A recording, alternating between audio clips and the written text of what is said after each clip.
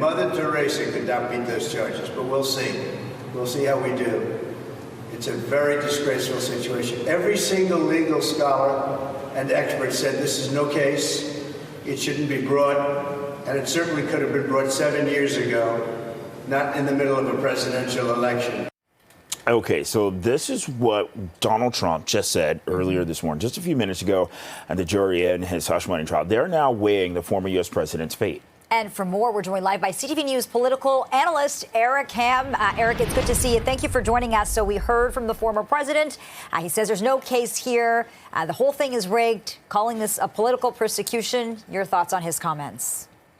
Well, his comments have no meaning at this point because it's going to be those 12 jurors, 7 men, 5 women, who will decide the fate of the president, the former president of the United States, and the presumptive GOP candidate.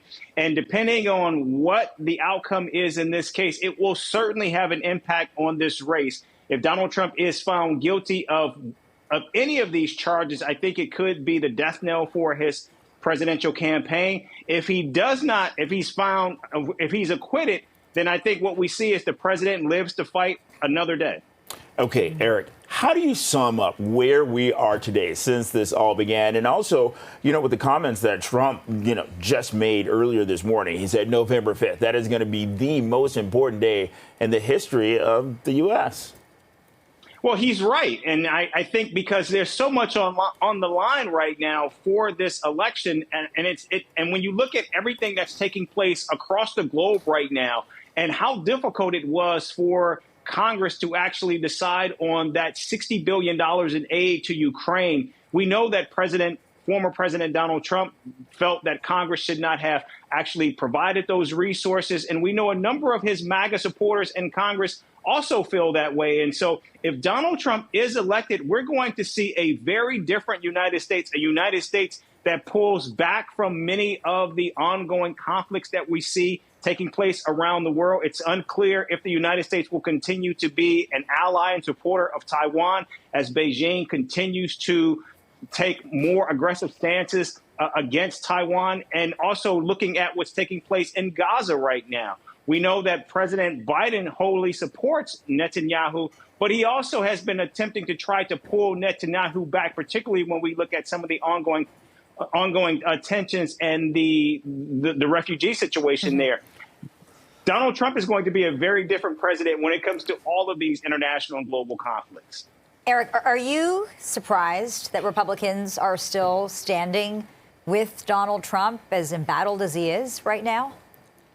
It is surprising to an extent, but when you look at the fact that how Donald Trump has remade this party over the last 8 years, it's no surprise because right now, in this election year, we know that at least 18 members of Congress have already either left or are leaving at the end of this year. And so what we are seeing now as more and more independent thinking Republicans move away from the Republican Party, we're seeing a more MAGA Republican move in. And so Donald Trump is continuing to reshape and remake this party in his own image. And what we're seeing is it's highlighted by the ongoing chaos and dysfunction that's playing out. In fact, right now, this 118th Congress is actually on track to be the least productive Congress in history. In fact, we just saw a few weeks ago, one member of the House of Representatives attempting to try to overthrow the Speaker of the House, Mike Johnson.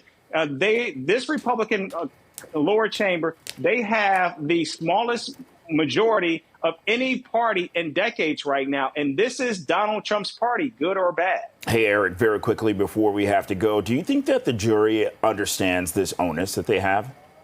Oh, absolutely they do. And I think they recognize how important this is, which is why I think we are going to see intense deliberations play out. And while many believe that theoretically they could come back with a decision perhaps as early as today, I do believe this is going to take 2-3 days, possibly even more, before we get a decision from this jury, because they recognize how historical this case is in their decision in it. All right. CTV News political analyst Eric Ham, thanks for breaking this all down. Appreciate it. Thanks, Eric. You bet. Thank you.